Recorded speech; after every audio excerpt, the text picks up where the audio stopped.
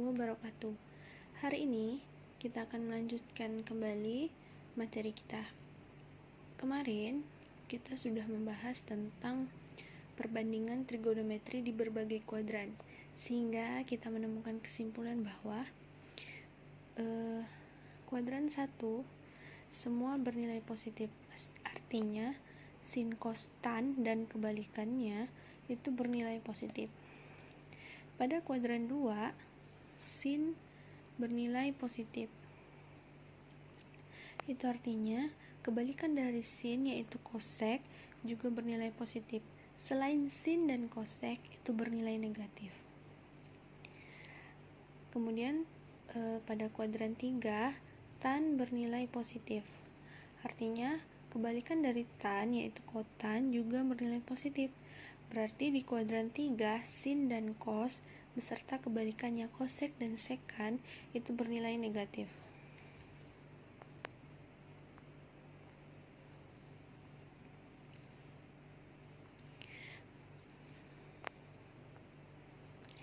Selanjutnya pada kuadran 4, itu yang bernilai positif adalah cos. Berarti kebalikan dari cos yaitu sekan juga bernilai positif. Selain cos dan sekan yaitu sin dan tan beserta kebalikannya kosek dan kotan itu bernilai negatif. Baik, di awal ini yang perlu kalian ingat adalah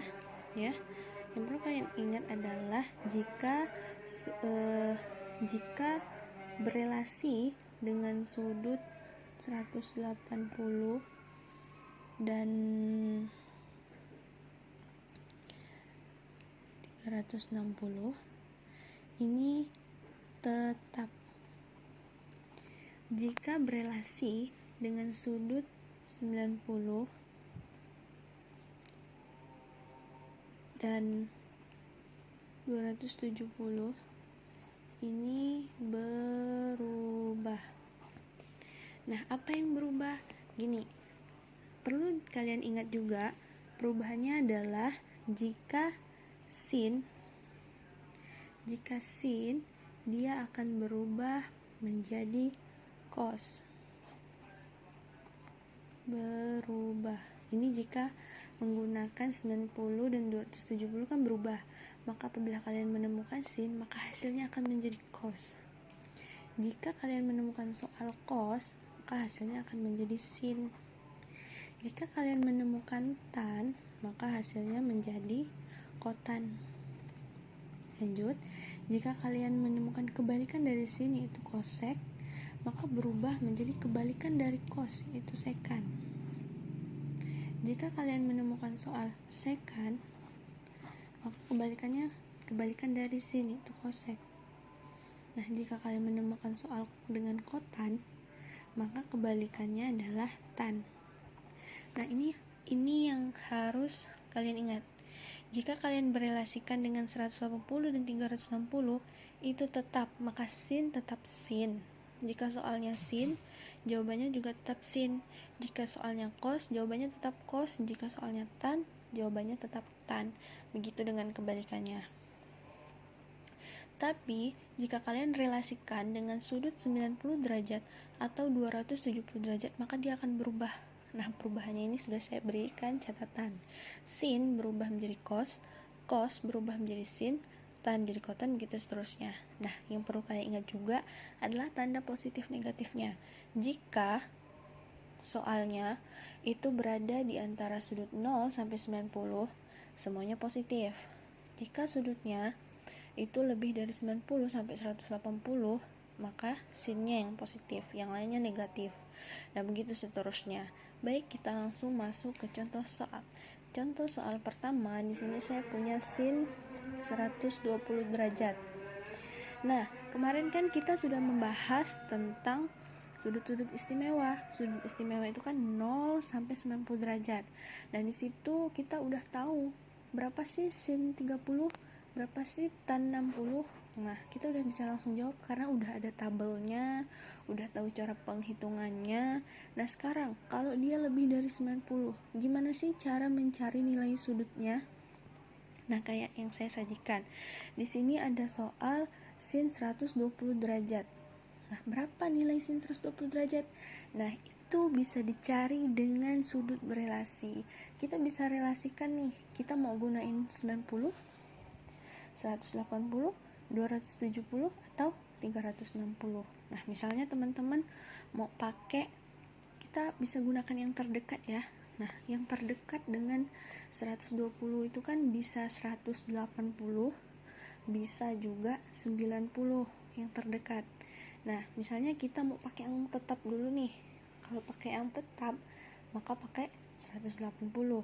Ya tinggal tulis aja, berarti sin 180 dikurang 60.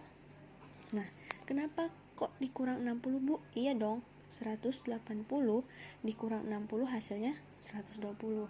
Jadi pengurangannya ini atau penjumlahannya di sini harus menghasilkan derajat pada soal. Kalau soalnya 150, berarti 180 derajat dikurang 30. Nah, di sini kan teman-teman pakai 180. Artinya sin tetap menjadi sin. Sin 60 nggak berubah. Kan tadi bilang kalau pakai 180 atau 360 tetap, maka nggak perlu lihat ini. Nah, sin tetap menjadi sin. Terus ini tulis sin 120 derajat. Nah, di sini sin 60 kan kita udah tahu nilainya.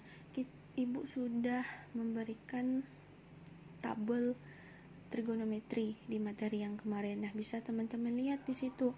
Sin 60 berapa? Oh, sin 60 itu 1/2 akar 3.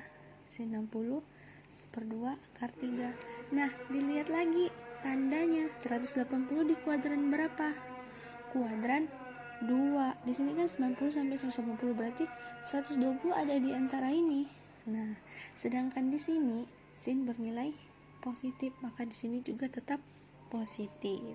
Jadi, nilai dari sin 120 itu sama dengan nilai sin 60 derajat, yaitu 1/2 akar 3. Oke, misalnya teman-teman mau pakai yang berubah. Sini ibu kasih lagi nih, sin 120. Kita pakai yang berubah ya, pakai yang 90 derajat. Maka sin 90 derajat supaya menjadi 120 ditambah berapa? Ditambah 30 derajat. Nah, di sini kan dia berubah. Sin berubah jadi apa? Jadi cos. Berarti tulis di sini cos. Ininya tetap ya masih, karena ini kan masih penjumlahan dari ini. Sin di sini karena kita pakai 90 derajat, maka berubah, sin berubah jadi cos. Maka di sini sin berubah jadi cos, 30-nya turun. Nah, sekarang lihat lagi, ingat-ingat sudut-sudut istimewa. Cos 30 derajat itu berapa? Cos 30 derajat itu 1/2 akar 3. Nah, hasilnya tetap sama kan? Terbukti hasilnya tetap sama. Jadi kalian bisa gunain yang berubah, bisa gunain yang tetap, tinggal mengikuti saja perubahannya. Terus lihat, ingat tandanya, dia ada di kuadran berapa, apa yang negatif, apa yang positif. Oke, kita coba cari contoh lain. Misalnya nih, contoh lagi, cos 210 derajat itu sama dengan berapa sih? Oke, di sini kita mau pakai yang berapa? Cari yang paling terdekat. Oh, yang terdekat itu bisa 270. Nah, kalau pakai 270 berubah. Kita pakai 270 nih. 270 dikurang berapa sih bisa menghasilkan 210? Oh, dikurang 60 derajat, Bu. Oke, sip. Cos tadi berubah. Cos berubah jadi sin. Jadi teman-teman tulis saja di sini sin 60-nya turun. Nah, perhatikan lagi, cos 210 itu ada di kuadran 3. Nah, di sini di kuadran 3 yang bernilai positif itu tan-nya. Artinya cosnya bernilai negatif. Berarti di sini tulis saja negatif sin. Nah, sekarang sin 60 berapa? Sin 60 itu 1/2 akar 3, 1/2 akar 3, negatifnya turun. Jadi hasilnya negatif 1/2 akar 3. Jadi pengurangan atau penjumlahannya di sini harus mengikuti sudut-sudut istimewa. Jadi kalian bisa menambah atau mengurang dengan 30 derajat, 45 derajat, 60 derajat, dan 90 derajat. Oke, lanjut. Contoh terakhir, sini ibu kasih contoh tan 150. Nah, di sini bisa pakai 180, bisa pakai 90 yang terdekat. Oke, kita coba pakai 90 dulu. Tan 90 derajat, supaya jadi 150 ditambah berapa? Tambah 60, Bu. Oke, tambah 60. Nah, tan di sini kan pakai 90, artinya berubah, tannya berubah. Tan jadi kotan. Kotan 60-nya turun. Berarti tan 150 itu sama dengan kotan 60 derajat. Nah, sekarang lihat lagi, tan 150 itu ada di kuadran berapa? Oh, di kuadran 2, Bu. Di kuadran 2 yang positif tuh sin, berarti tannya bernilai negatif. Berarti di sini tulis negatif kotan. Kotan 60 berapa? 1/3 akar 3. Kasih tanda negatifnya turun. Oke, sekarang kita pakai yang tidak berubah atau yang tetap. Kita pakai 180 supaya jadi 150 dikurang 30. Nah, di sini karena pakai 180, tan tetap jadi tan, nggak perlu berubah. 30-nya turun. Nah, lihat lagi, tan 150 kan di kuadran 2, berarti yang di kuadran 2 sin yang positif, itu tannya negatif. Tan 30 berapa? 1/3 akar 3. Negatifnya turun. Nah, sama lagi. Oke, sampai di sini. Jika ada yang ingin ditanyakan silahkan. Ibu akhiri. Wassalamualaikum warahmatullahi wabarakatuh.